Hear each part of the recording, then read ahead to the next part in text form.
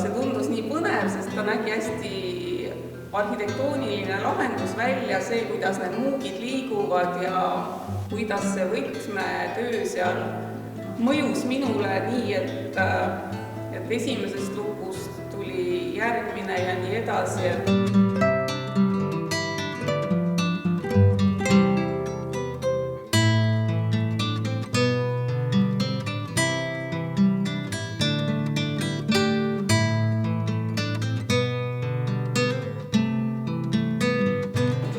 Tõstad üles ja siis saad selle liikuma, aga võti on ka vaja kätte saada. Võtme saad kätte. Ta ei saa. Miks ta ei tule?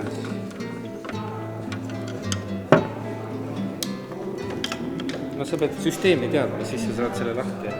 Ainult oma inimesed saavad sisse.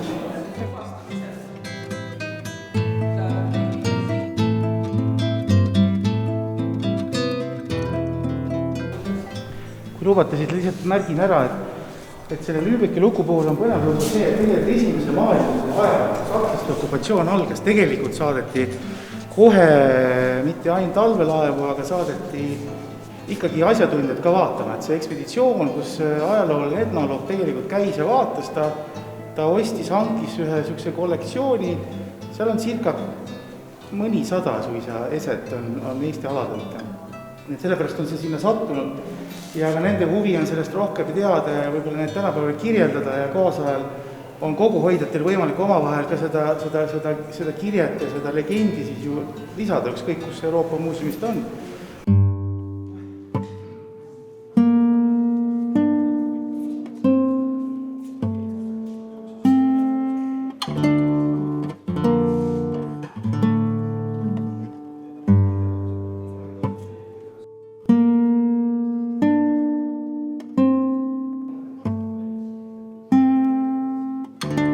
See lukk on iseloomulik Hiiumaale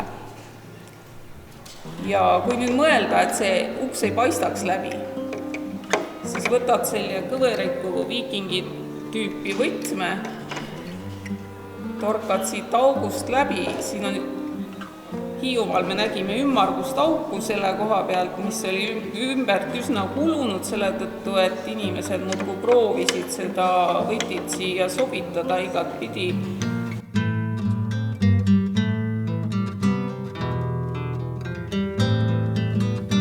Siin on 3 pärli. Keila kihelkonna seakrapi lukk, mille juurde käib legend sellest, kuidas Rummu Jüri selliste lukkude taha ei püüdnudki pääseda ja käis siis nendest ustest laias kaares, kus olid sellised kodalukud siis uksekeelis.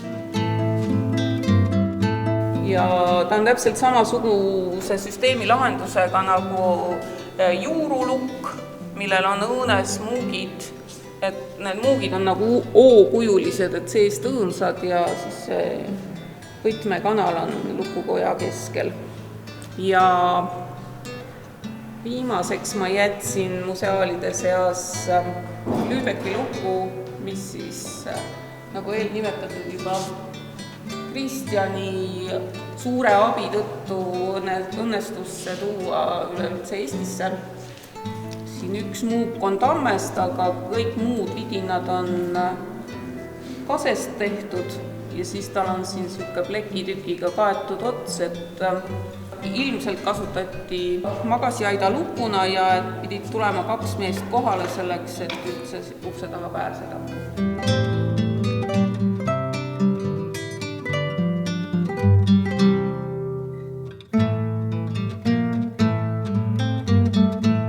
Tegelikult see ongi väga keerukas protsess, kuidas muutida kodalukku niiviisi, et sa tegelikult selle süsteemi katki ei teinud. Sest see, mida sa ei näe siia sisse. See on ainult asi. Muidu tegelikult see, kuidas see kombineeritud ja nad on ainulaadsed, ega seal ei ole asju olemas. Stendid on selle mõttega tehtud pööratavad, et saaks vaadata ka seda pealmist patinatsiooni ja kuidas keegi on vaevunud selle väliskujuga tegelema ja selle vormi otsimisega, et saate aru, et väga palju sellele rõhku ei pandud, aga siiski, et mõned meistrid on nagu olnud osavamad kui teised, aga kõik need lukud on funktsionaalsed ja hästi töötavad olnud.